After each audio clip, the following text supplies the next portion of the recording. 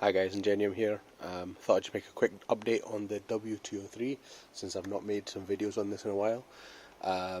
We just had to get it through its MOT because its MOT was just basically about to run out. Again, another reason why the car was so cheap.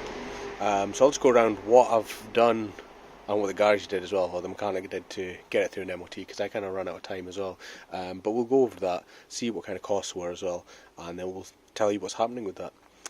So let's just step out here and okay, so one of the things that we needed doing on the car was the front discs, front pads, and this caliper actually needed replacing as well.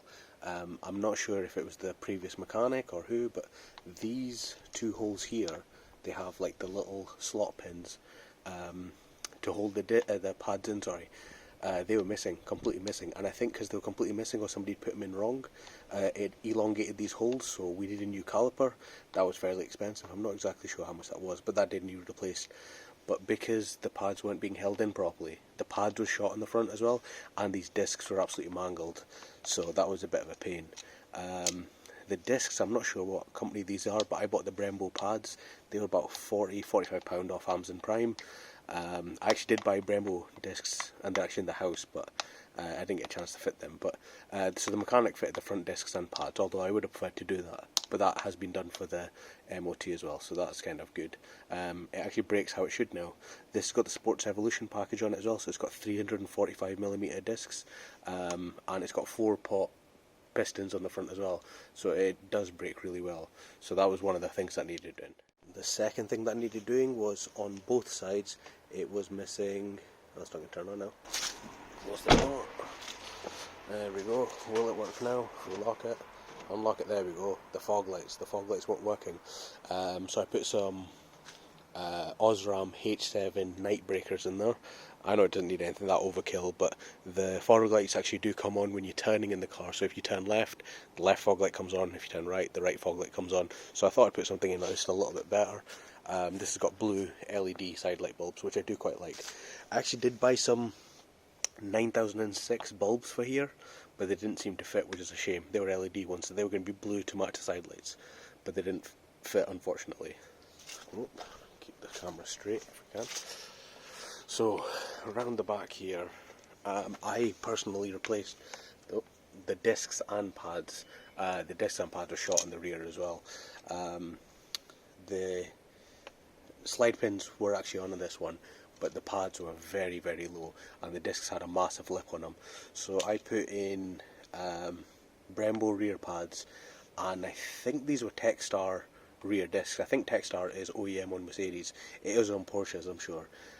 So we got, or rather I fitted the rear pads and discs. It was a bit of a pain because of the handbrake mechanism, but I adjusted the handbrake a little bit as well. The handbrake was fine, to be honest, or foot brake rather, in the Mercedes, and that was sorted as well.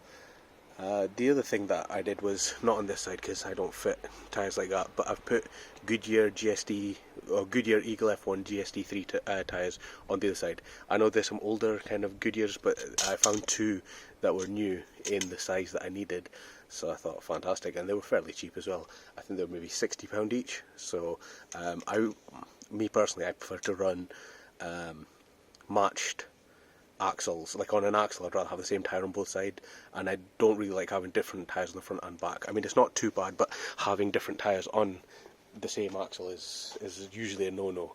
So I would prefer to get that changed, but that's kind of one of the things. On the back, the cars also had full alignment done. It did need full alignment. I could just tell by driving it that it needed an alignment. Now that it's been aligned, it's definitely cornering better. It definitely feels better. But yeah, so it's kind of past its MOT now, so it's got a year's more MOT in it. The other thing that I needed to do as well was the videos, but the interior was an absolute mess because this car hadn't been driven in so long because it was broken. Again, it was a turbo actuator fault, but it was an absolute mess. So I had the car hoovered, valeted. I've been using the car now for a couple of weeks because it's past its MOT, or rather my family has, but it's done a great job as a car. So I bought this car for £700 off its previous owner. At first it was boosting, but intermittently. When it went hot, it would stop boosting, and then it would stop working, and then soon it was just in limp mode forever. So I said to the owner, I said, listen, I'll fix your car. He says, no, I'm going to hand it to the garage. This is a lambda sensor. And that was a £500 bill. He got the car back, still wasn't boosting properly. I says, let me fix your car. He says, no, I'm going to hand it into another garage. I know somebody. So you hand it into another garage. They says, your turbo's at fault. It's £2,100. But when you bought this car, the person who owned this car before that was a mechanic. And he put a brand new turbo in there. So it didn't really seem like the case. So I said to him one last time, let me fix the car. He says, no, I've had enough of this Mercedes now. You can have it cheap and do what you like with it. So I did. I got the turbo fixed, or rather I fitted the turbo actually myself. I fit the calipers and I fitted the discs and pads. The caliper needed replaced. It wasn't actually that much stuff done. It just needed tidied up.